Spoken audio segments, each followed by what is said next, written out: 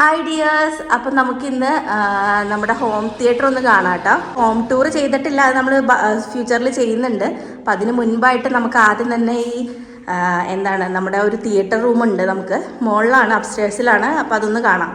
അപ്പം അതിന്ന് എല്ലാം അതിൻ്റെ ഡീറ്റെയിൽസ് ഒക്കെ അറിയാവുന്നത് ഇക്കാക്കാണ്. ഇക്കാക്ക് അതെല്ലാം ഒന്ന് ഡീറ്റെയിൽഡ് ആയിട്ട് നമുക്ക് പറഞ്ഞു തരും. ഹോം തിയേറ്റർ ഇതിന്റെ സ്റ്റാർട്ടിങ്ങിൽ നമ്മളൊരു 2 ഫ്ലെക്സ് വെച്ചിട്ടുണ്ട്. ഒരു സ്ഫടികത്തിന്റെ പഠിച്ചാൽ ഫ്ലെക്സ് വെച്ചിട്ടുണ്ട്. ഒരു എൻട്രിക്ക് ഒരു രസം കിട്ടാൻ വേണ്ടി വെച്ചേക്കനെയാണ്. അപ്പൊ ഇതാണ് ഇതിന്റെ ഡോർ. ഇത് സാധാരണ നമ്മുടെ ഫ്ലാറ്റിലൊക്കെ ചെയ്യുന്ന നോർമൽ ഡോറാണ്. ഇതിന്റെ ഇത് ഗ്ലാസ്സിലാണ് ചെയ്തേക്കുന്നതാണത്. ഒരു നെയിം ബോർഡ് പോലെ ഡോൾബി അറ്റ്മോസ് 9.2. ഇത് നമ്മുടെ വീടിന്റെ പേര് അവരെ കൂടെ കൊടുത്താണ്. ഓക്കെ, അപ്പൊ നമുക്ക് അടുത്ത് പോവാം. അപ്പൊ ഇതാണ് നമ്മുടെ ഹോം തിയേറ്റർ. ഇതിന്റെ സൈസ് ഞാൻ ആദ്യം പറയാം. സൈസ് വരുന്നത് നീളം വരുന്നത് 16 അടിയാണ്, വീതി വരുന്നത് 12 അടി. അപ്പൊ 16x12 ആണ് ഇതിന്റെ ഒരു സൈസ്. അപ്പൊ നമ്മൾ ഈ റൂം ആദ്യം തന്നെ ഹോം തിയേറ്റർ വേണമെന്ന് തീരുമാനിച്ചപ്പോൾ തന്നെ റൂം സൈസ് നമ്മൾ പല ഹോം തിയേറ്റർ ചെയ്തിട്ട് എക്സ്പീരിയൻസ് ഉള്ള ഒരുപാട് ആളുകളോട് നമ്മൾ അതിന്റെ ഒപ്പീനിയൻ എടുത്തിരുന്നു. ആ ഒപ്പീനിയൻ വെച്ചിട്ട് നമ്മൾ നമ്മുടെ റൂം സൈസ് ഒരു ഹോം തിയേറ്ററിന് ആപ്റ്റ് ആണ്, നല്ല വലിപ്പമുള്ള സ്ക്രീനും കാര്യങ്ങളും വെക്കാൻ ആപ്റ്റ് ആണെന്ന് പറഞ്ഞു. അങ്ങനെ നമ്മൾ ഈ ഒരു റൂം സൈസ് ഫിക്സ് ചെയ്തത്. അങ്ങനെ നമ്മൾ സ്റ്റാർട്ടിങ്ങിൽ തന്നെ പ്ലാൻ ചെയ്തിരുന്നു. അല്ലാതെ വീട് പണിതിട്ട് നമ്മൾ ഒരു റൂം ഹോം തിയേറ്റർ ആക്കി മാറ്റിയതല്ല, നേരത്തെ പ്ലാൻ ചെയ്തിരുന്നു ഒരു ഹോം തിയേറ്റർ വേണമെന്ന്. അപ്പം 16x12 നല്ലൊരു സ്പേസ് ആണ് ഒരു ഹോം തിയേറ്ററിന് വേണ്ടി. ഒരു ഫാമിലിക്ക് പറ്റും. ഒരുപാട് അംഗങ്ങളുള്ള ഫാമിലിക്കാണ് ചിലപ്പോൾ ബുദ്ധിമുട്ടായിരിക്കും. എന്നാൽ പോലും ഒരു ലെങ്ത് കൂടുതലുണ്ടെങ്കിൽ നല്ലതാണ്. ലെങ്ത് കൂടുതൽ നല്ലതാണ്. പക്ഷെ ഒരു ഫാമിലിക്ക് പറ്റിയ ഒരുപാട് സ്പേസ് പോവില്ല എന്ന ഒരു ആപ്റ്റായിട്ട് സ്പേസ് 16x12. ഇപ്പോൾ ഒരു ഹോം തിയേറ്ററിന്റെ ഏറ്റവും പ്രധാനപ്പെട്ട ഒരു കാര്യം എന്ന് പറഞ്ഞാൽ അതിന്റെ അക്കൗസ്റ്റിക്സ് ആണ്. അതിന്റെ സൗണ്ട് എന്ന് പറയുന്നത് സൗണ്ട് പ്രൂഫിങ് ചെയ്യാന്നുള്ളത്. അപ്പോൾ നമ്മളിപ്പോൾ ഇതിൻ്റെ അകത്തൊരു സിനിമ എന്തെങ്കിലും വെച്ചിട്ടുണ്ടെങ്കിൽ അതിന്റെ വോയിസ് പുറത്തോട്ട് പോകരുത്. അപ്പോൾ അത് പുറത്തുള്ളവർക്ക് ഭയങ്കര ബുദ്ധിമുട്ടായിരിക്കും. അപ്പോൾ അതുപോലെ തന്നെ പുറത്തുള്ള നോയ്സ് അകത്തോട്ടും കയറരുത്. അപ്പോൾ അതിനുവേണ്ടി ചെയ്യുന്ന പരിപാടി അക്കൗസ്റ്റിക്സ് അല്ലെങ്കിൽ സൗണ്ട് പ്രൂഫിംഗ് എന്നൊക്കെ പറയും. അപ്പോൾ അതിന് പ്രത്യേകമായിട്ട് നമ്മളിവിടെ ഇതിന്റെ വോളിമ ഒരു പാനലിംഗ് ചെയ്തിട്ടുണ്ട്. ഇതിന്റെ മുകളിലൂടെയാണ് നമ്മൾ ഈ കാർപ്പറ്റ് ചെയ്തിരിക്കുന്നത്. അപ്പോൾ അത് നിങ്ങൾക്ക് കാണാൻ പറ്റും. എല്ലാ വോളിലും നമ്മളിങ്ങനെ ഫുള്ളി കവർ ചെയ്തിട്ടുണ്ട്, കണ്ടോ. അതിന്റെ കൂടെ തന്നെ നമ്മൾ ഇത് നമ്മുടെ എക്കോ, നമ്മൾ സൗണ്ട് വെച്ച് കഴിയുമ്പോൾ എക്കോ സൗണ്ട് വന്ന് അടിക്കുമ്പോൾ നമുക്ക് എക്കോ ഫീൽ ചെയ്യാതിരിക്കാൻ വേണ്ടി എക്കോ തടയുന്ന ഒരു ഇത് നമ്മൾ ആമസോണിൽ നിന്ന് ഓർഡർ ചെയ്തൊരു ഓൺലൈനിൽ നിന്ന് കിട്ടിയൊരു ഐറ്റമാണിത്. നമുക്ക് പീസായിട്ട് വരുന്നത്. ഇത് ഇങ്ങനെ പേസ്റ്റ് ചെയ്ത് കൊടുത്താൽ മാത്രം മതി. അതങ്ങനെ നമ്മൾ ചുറ്റും ചെയ്തിട്ടുണ്ട്. പിന്നെ ഇപ്പൊ ഇതിനകത്ത് പാനലിംഗും ഉണ്ട്. അതിന്റെ മുകളിൽ കൂടെ നമ്മൾ ഈ കാർപ്പറ്റ് ഒട്ടിച്ചിട്ടുണ്ട്. പിന്നെ ഈ അക്കൗസ്റ്റിക്സിന്റെ ഈ ഒരു എക്കോ തടയാനുള്ള ഇങ്ങനത്തെ ഒരു പാനൽ, ഇങ്ങനത്തെ ഒരു സ്പോഞ്ച് ഐറ്റാണ്. ഒരു സ്പോഞ്ച് പോലെ ഇങ്ങനെ ഐറ്റം എടുത്ത് ചെയ്തിട്ടുണ്ട്. അപ്പൊ ഇത്രയും ചെയ്താൽ മതി എന്ന് പറയാൻ കാരണം വെച്ചാൽ നമ്മുടെ റൂമിന്റെ അകത്ത് അതിന്റെ ഒരു എക്കോ ചെക്ക് ചെയ്താലും അല്ലെങ്കിൽ ഇപ്പൊ നോയ്സ് ഒക്കെ നോക്കിയാലും വെളിയിൽ നിന്നുള്ള നോയ്സ് ആണെങ്കിലും വളരെ കുറവാണ്. അപ്പൊ അത് ഇതിന് ടെക്നിക്കലി അറിയാവുന്ന ഈ ഫീൽഡിൽ വർക്ക് ചെയ്യുന്ന ഞാൻ അറിയുന്ന ഒരാളെ കൊണ്ടുവന്ന് കാണിച്ചിട്ട് പുള്ളിയുടെ ഒരു കൺസേൺ എടുത്ത് പുള്ളിയുടെ ഒരു അഭിപ്രായം ചോദിച്ചിട്ടാണ് ഞങ്ങൾ ചെയ്തത്.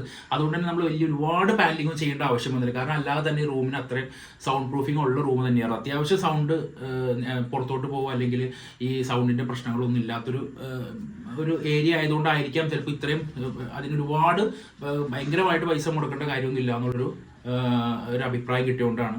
അതും ആ ഫീൽഡിൽ വർക്ക് ചെയ്ത എക്സ്പീരിയൻസ് ഉള്ള അഭിപ്രായം കിട്ടിയോണ്ട് നമ്മൾ അത്രയും ഒരുപാട് ഇത് ചെയ്തിട്ടില്ല. പിന്നെ എത്രത്തോളം നോയ്സ് ക്യാൻസലേഷൻ ചെയ്യാൻ പറ്റുമോ അത് ചെയ്യാൻ വേണ്ടി നമ്മൾ അതിനു വേണ്ടി ചുമ്മാ ഇപ്പോൾ ഇതിനൊരു കാണാനൊരു ഭംഗി ഉണ്ടാവും. അതിന്റെ കൂടെ തന്നെ ഒരു നോയ്സ് ക്യാൻസലേഷനും കൂടി. അപ്പോൾ എത്രത്തോളം തടസ്സം കിട്ടുന്നു അത്രയും നല്ലതാണെന്ന് എല്ലാവരും പറയുന്നത്. അപ്പോൾ അതിനുവേണ്ടി നമ്മൾ വെച്ചേക്കുന്ന ഈ വച്ച മൂവീസിന്റെ ഫ്ലെക്സ് പോസ്റ്റേഴ്സ് ആണ് ഇതല്ല. ഇത് അക്രലിക് പാനലുമാണ് നമ്മൾ ചെയ്തേക്കുന്നത്. ഇത് ഷോളയുടെ വെച്ചിട്ടുണ്ട്. പിന്നെ അത് നമുക്ക് ഇഷ്ടമുള്ള കുറച്ച് സിനിമകൾ സെലക്ട് ചെയ്തത്രേ ഉള്ളൂ. ഇവിടെ ടൈറ്റാനിക്കിന്റെ ഉണ്ട്.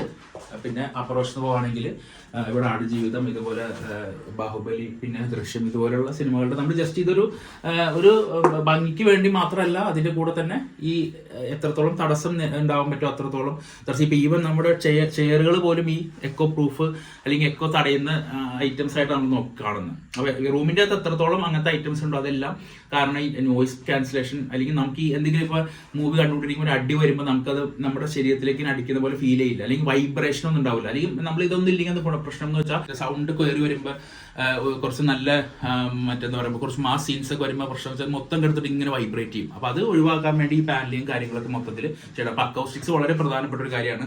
അപ്പോൾ അത് ഒരുപാട് കുറച്ച് ചെയ്യരുത്.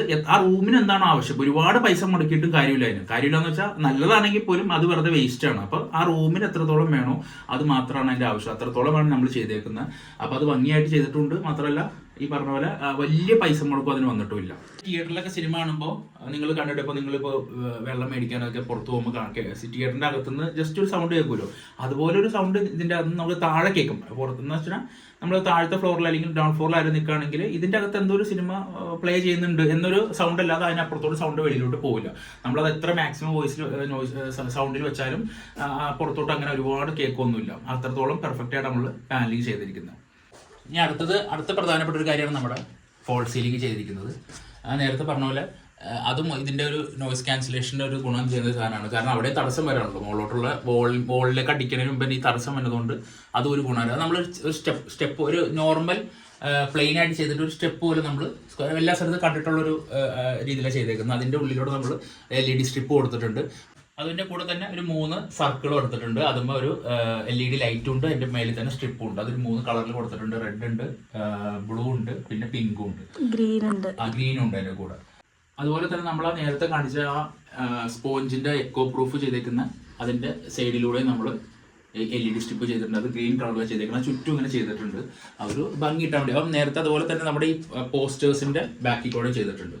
അങ്ങനെ മൊത്തത്തിലൊരു ലൈറ്റ് ഇട്ട് കഴിഞ്ഞാൽ മൊത്തത്തിലൊരു കളർഫുൾ പോലെ തന്നെ തോന്നിക്കാൻ വേണ്ടിയാണ് നമ്മളത് ചെയ്തേക്കുന്നത്.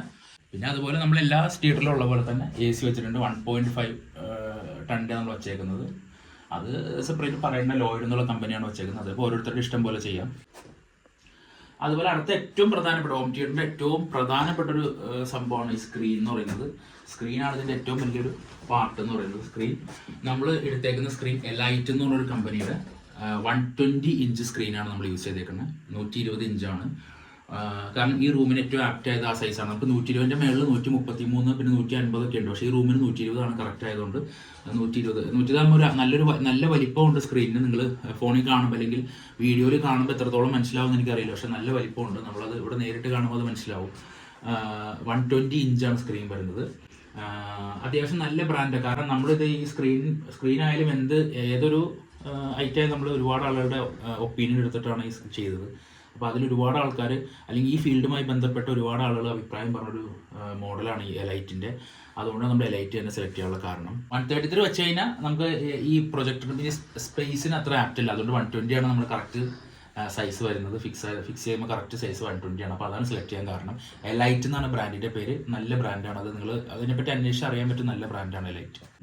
നമ്മുടെ ഏറ്റവും പ്രധാനപ്പെട്ട അടുത്ത പാർട്ടായിട്ടുള്ള പ്രൊജക്ടർ.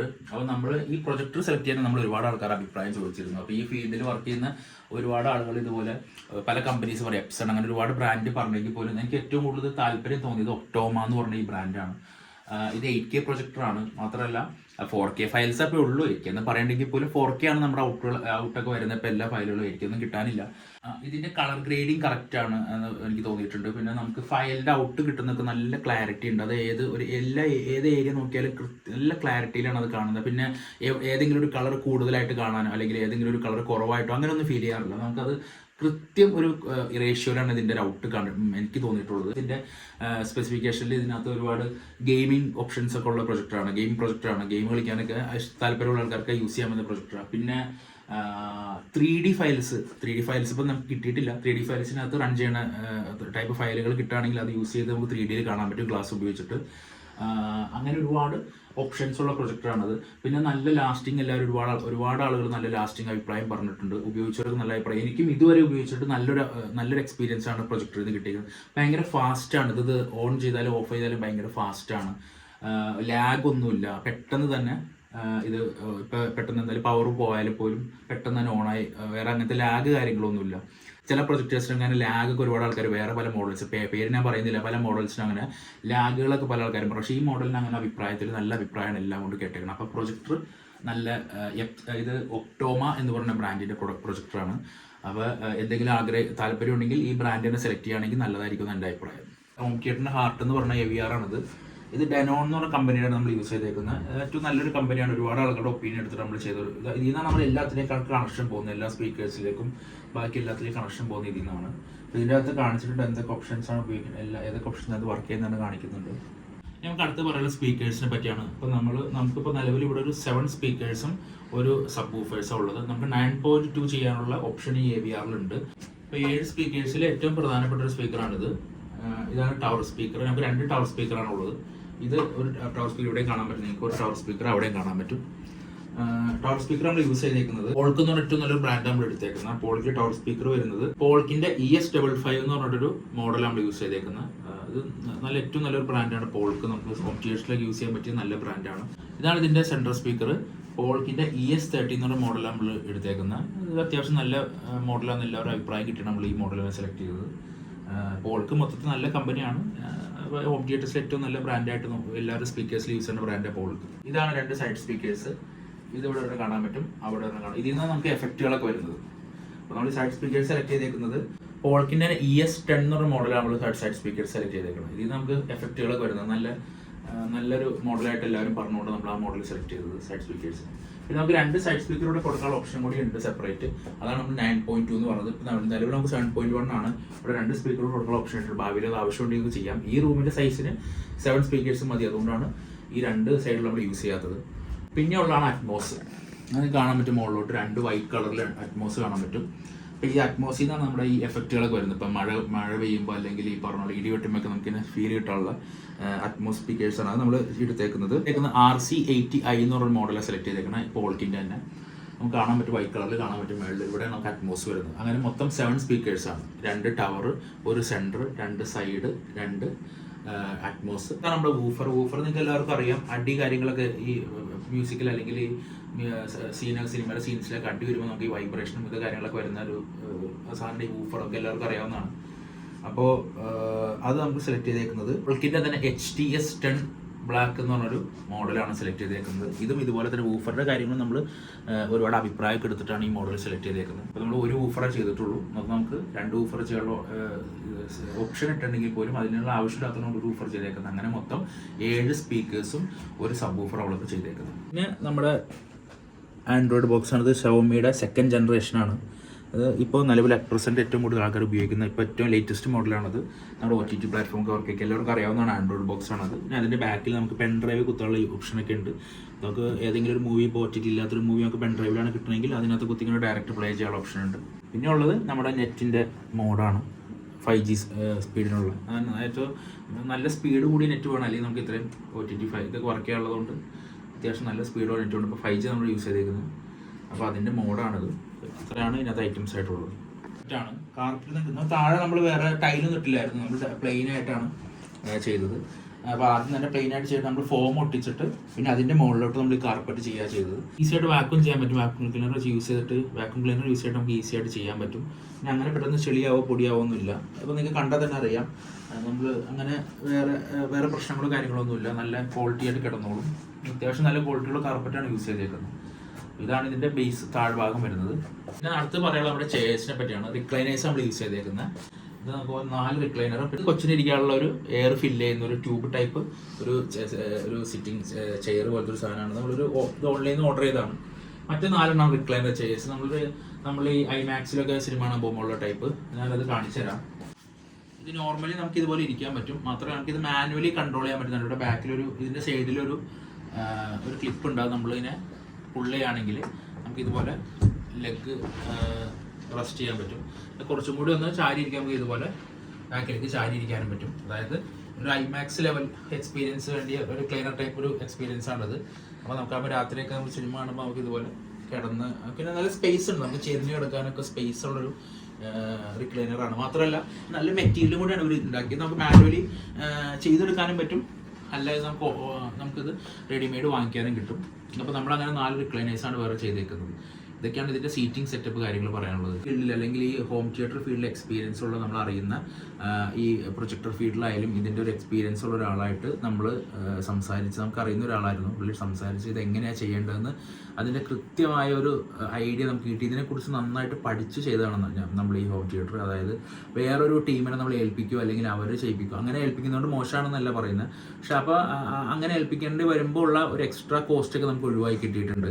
അതിൻ്റെ എല്ലാത്തിൻ്റെയും ഇത് A to Z മുതൽ എന്തൊക്കെ ചെയ്യണമെന്ന് പറഞ്ഞെന്നുള്ളൂ. ബാക്കി ചെയ്തതൊക്കെ നമ്മളാണ്. അവസാനം എക്യുപ്മെൻറ്റ്സ് വാങ്ങിച്ച് വരെ നമ്മളാണ്. അത് ഫിറ്റ് ചെയ്ത് തന്നത് ആ പുള്ളിയായിരുന്നു ആളായിരുന്നു ചെയ്തു തന്നത്.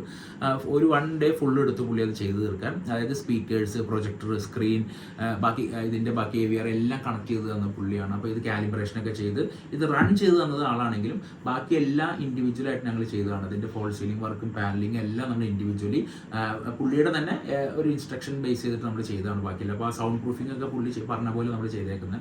ഇത് വന്ന് കണ്ട് എല്ലാവർക്കും ഭയങ്കര അഭിപ്രായം കിട്ടിയൊരു ഹോം തിയേറ്ററാണ്. ഒരുപാട് ആളുകൾ വന്ന് കണ്ടു അഭിപ്രായം പറഞ്ഞു.